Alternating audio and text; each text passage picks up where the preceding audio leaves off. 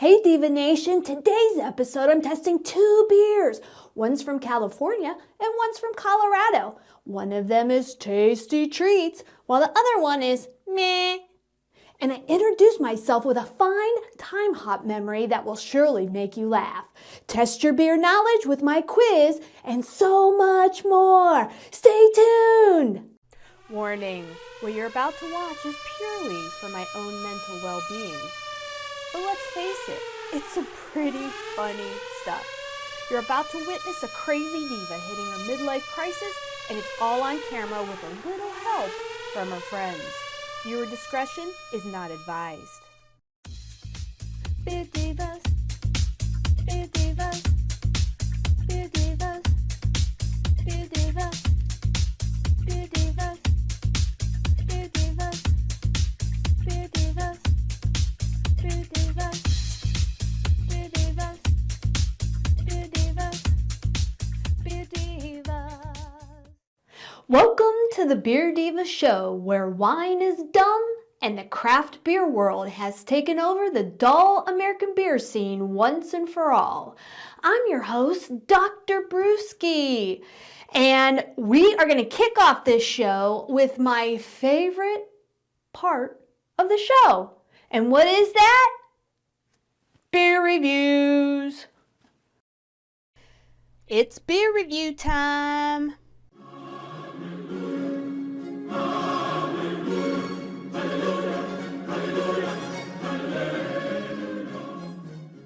So today I'm going to start off with two very, very different types of beers. You've got a Pilsner. This is from North Coast Brewing Company. They are out of Fort Bragg, California, and this is called Scrimshaw. Before we get started, I want to do a little shout out to my hubby, Mr. Fancy. He gave me this little personalized opener for the Beer Divas show. He's like, honey, you got to have your own opener, and it's got to be sharp because you're going to be, popping these bottles. You got to have your own thing. And what does it say? It says, I love you more than you love beer. Now, let me tell you, I said, wow, I didn't know you loved me that much, because I said, I really love beer. So, man, I feel loved. So let's pop it open. Ooh. It smells good. Now, what it says on the bottle is it's named for the delicate, God, am I drinking already? Delicate engravings of 19th century seafarers. This is a fresh tasting Pilsner style beer. It's brewed in the finest European tradition. And let me tell you, the Europeans, they know how to brew beer and drink beer. With a subtle hop character, a clean, crisp palate, and a dry finish, which is pretty typical of a Pilsner. So, it smells definitely like a Pilsner. So let's give it a taste.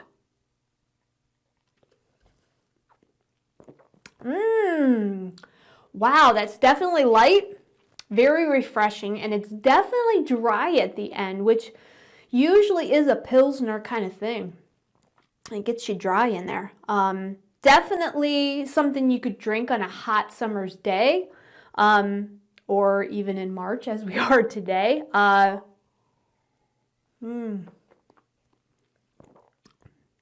is a really good beer. Very light, not too hoppy at all. The ABV on there is only 4.5. So not bitter at all, not a lot of hops in there. If you can see, pretty clear, your pale yellow, which is typical of your Pilsner beers. Very light and refreshing. Yeah, definitely a good one. So what's my rating on that? I give it a 7.3. You know, why a little bit low? You know, it just doesn't have a lot of flavor, but that's kind of a Pilsner thing anyway. So if you're just looking for something light, refreshing, you know, just something to, you know, take the cares of the day away, you know, Friday afternoon, get off of work and you just want to have a brewski, this little scrimshaw by North Coast Brewing Company out of California, it would make you have a good after work experience, definitely.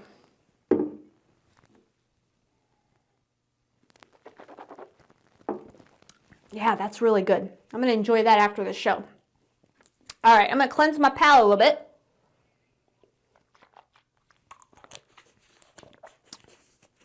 Awesome.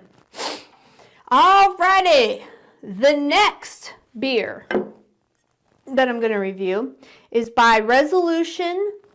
It's by Breckenridge Brewery, and it's called Resolution Blueberry Acai Golden Ale. So it's just an ale, nothing crazy. ABV on there's 3.5, and it's only got 98 calories. So, you know, I like light beer, but if it's too light, it usually doesn't have a lot of flavor. So I'm a little scared about this beer, but, you know, we're going to try it. So Breckenridge Brewery is out of Littleton, Colorado. So let's crank it open, baby. And I do love blueberries. Fatheads, which is out of Cleveland here, they've got an awesome blueberry. It's called Bumbleberry, and it is a blueberry little ale. It's light, it's refreshing, and it's just a hint of blueberry. It is very good. Now, would I want to drink it all night long? No. But once in a while, you have a heavier meal or something, you want something different, or want almost like a dessert wine. You know what I mean? This is like a dessert beer. So let's, yeah, I don't really smell any blueberries. Let's see what it looks like. Well, it's pretty pale, similar to the scrimshaw. Gosh, it looks almost the same, so it's definitely light. Lots of bubbles. If you look at the scrimshaw, I mean, it's little bubbles. This Breckenridge is a lot more bubbles. Yeah, I don't really smell blueberry.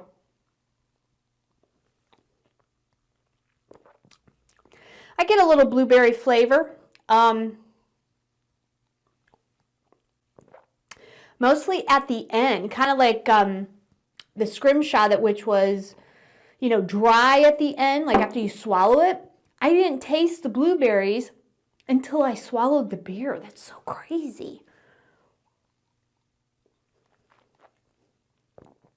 Yeah. So, you know, is it light? Is it refreshing? Sure. Do I necessarily taste a lot of the blueberry flavor? I mean, it's kind of plain, you know. I would definitely, you know, if there wasn't a lot on the menu and, you know, for me to choose from, and I wanted a light beer, I mean, this could pass, definitely. But you got to be in the mood for that blueberry finish, you know, which is light. It's not like the bumbleberry. The bumbleberry is pretty heavy on the berry flavor, and we'll have them in for a review session, but you know, yeah, it's not a bad beer.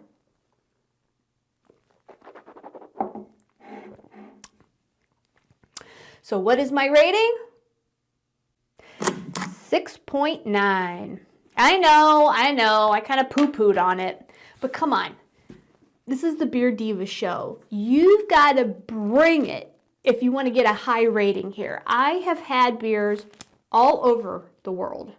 I have traveled to a few European places, been through Mexico, been to Russia, been, you know, all through the United States. If you want to give me some good beer, you better bring it. So, you know, you've got the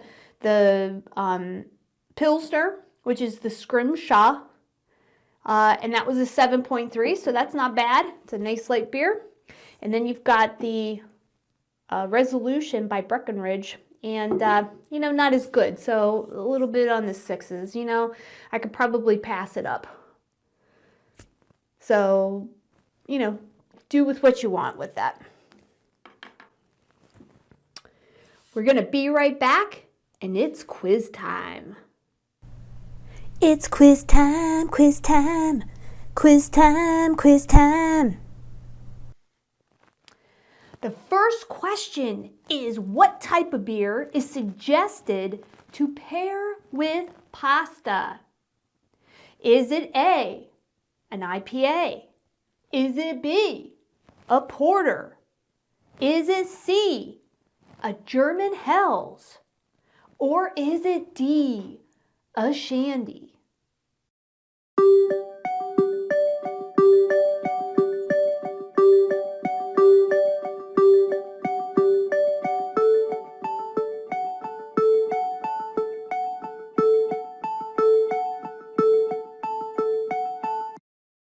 And the answer is C, a German Helles. Now the reason why you want to do something really light, like a Helles, is there's not a lot of flavor there. So like even this Pilsner would be a great one, because you don't want to mask the pasta sauce. You want the pasta flavors to, you know, hold up on their own, and you don't want whatever you're drinking to overpower that. So that's something that you got to think about when you're pairing food with beer. You don't want to have some kind of strong tasting, like this blueberry beer. It just wouldn't hold up very well with some type of pasta. Number 2, what time of the year should you serve a Belgian triple? What time of the year? Is it A, winter? Is it B, springtime? Is it C, summer? Or is it D, fall?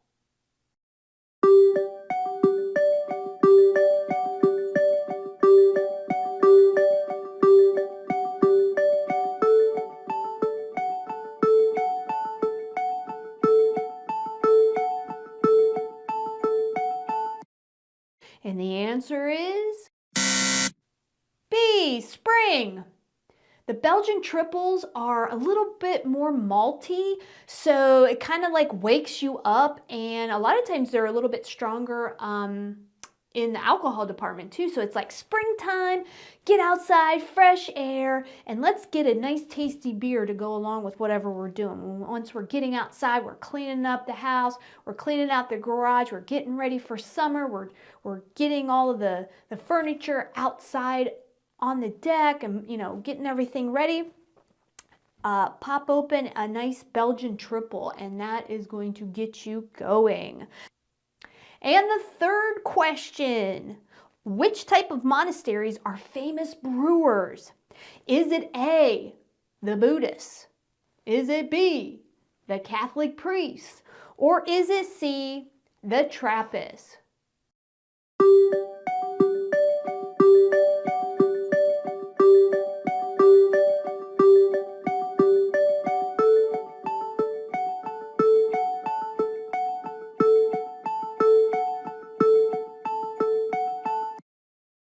And the answer is, it's the Trappists, letter C. In Belgium, they are also known as the abbeys. So if you see a beer that says made from monks or abbeys or anything like that, that's usually brewed in one of the monasteries in Belgium. And those are the only, it's just like if you drink champagne, you can only label that as champagne if it comes from a certain region in France. It's the same thing with one of the Trappist type beers. It can only be from one of those monasteries in Belgium. So that's the only place you can get it. Question number 4. What is the most important quality of a beer? Is it A, smell? Is it B, how it feels in your mouth? Is it C, the taste or flavor? Or is it D, all of the above?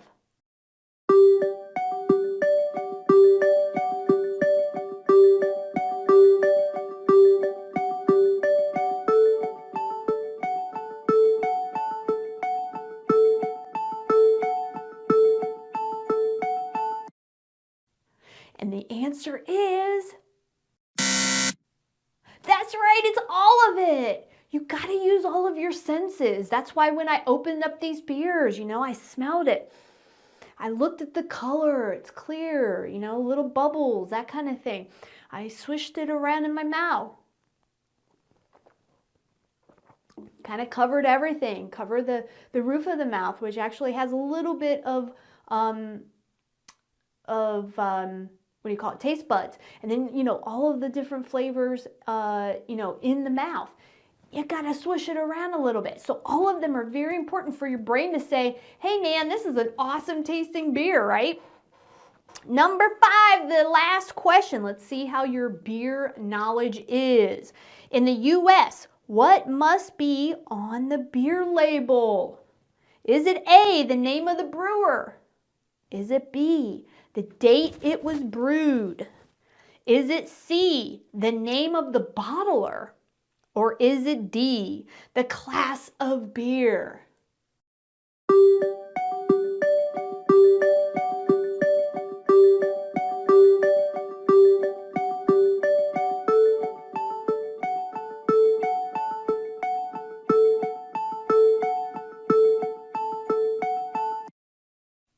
And the answer is,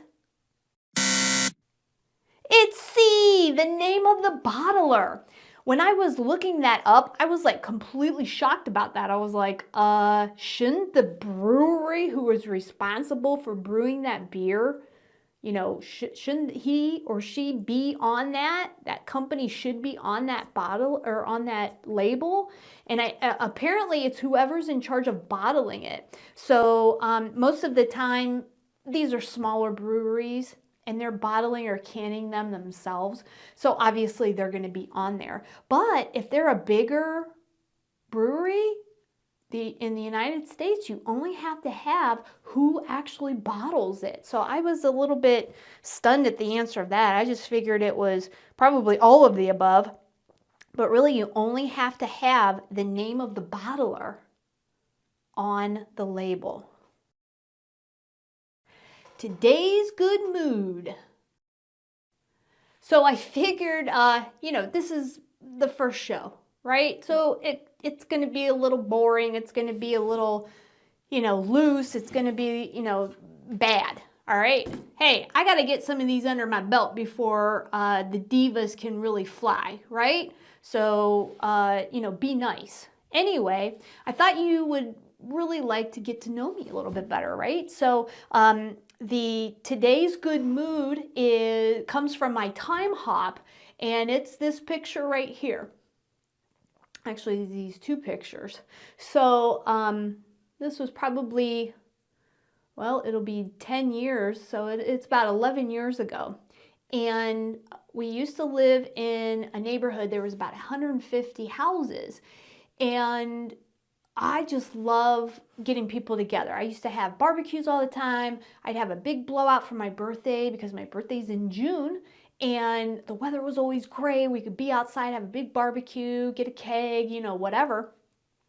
And so then that kind of developed into, hey, we have a summer party. We need to have a fall or winter party. And so I always did Halloween. It's an easy way for people to get together, to have some fun, and of course, wear a nice funny costume, right? Well, the key to all of my parties was I wanted to do a theme. Themes are easy. I like to see how creative people can be. And so, looking at this picture, these 2 pictures, it was, my theme that year was trailer trash. And, I apologize to anybody that lives in a trailer, but, kind of redneck, maybe hillbilly-ish kind of things. And I apologize again if I'm politically incorrect, but guess what? It's my show. I can do whatever the hell I want. And, these are the pictures from that party. And every time I see that, it is so funny to me because about a month before the party, way too late, I was just starting to plan it and starting to get invitations, done up so people could mark it off their calendars. I discovered I was pregnant, and I was like, oh my gosh, I'm going to have this big blowout, and obviously I can't drink, and everybody's going to know, like, we weren't telling anybody, right? Because you're still in that 12-week period, right? And so I was like, what the heck am I going to do? So all I did, really easy. So for all you ladies out there that, maybe you don't want to tell people, but you're kind of in the gun of stuff. I just took a beer bottle, I poured out the beer, and I filled it with water. And all night long, I would go in the bathroom or whatever and just fill it up with water, and it was good to go. And nobody ever questioned me. They saw that I was drinking all night and having a good time, and it's not like I was getting fat yet, so it was like no big deal. So anyway, I love looking at Timehop. Whoever invented Timehop was just awesome, because obviously not a lot of my pictures from like growing up, the people nowadays, the millennials, and even my son, he's going to have so many pictures that, he can look on his phone or iPad or whatever. Like all of our stuff, I still have, books with physical photographs on there of me growing up, as a little kid, and family members and parties and, whatever. So I really enjoy the Timehop, and here or there, if I see a picture, if I'm looking at one of my old books, I'll just take a quick photo of it just so I have it, even though it's not great quality. But then I know it's going to get in that Timehop, and at some point next year, on whatever day I uploaded it, I'm going to see that picture, and it's going to remind me of a good time, a good memory, grandparents that have passed away, aunts and uncles that I haven't seen for a long time, and just, crazy funny things that have happened in the past. So, if you haven't gotten Timehop, it's free. Get it, because you will just love. I got it was a video today of my son, and he was about 5. And he was just all like, dancing and being all crazy. And I was like, he's like twerking. He was only 5 years old. I was like, oh my gosh. I mean, I was so proud. I started crying a little bit, but it was so cool, because I'm like, you could be having a bad day, and that Timehop, keep reminding you gotta look at me, you gotta look at me. And then once you see it, it is like so flippin' hilarious, of all the little memories, the little videos, your kids, your family members, all the stupid stuff that you've done. It'll remind you of it. And that's what it's all about, right? So, gosh, that picture, those pictures are just, I really do miss, we moved out of that neighborhood when my son was born.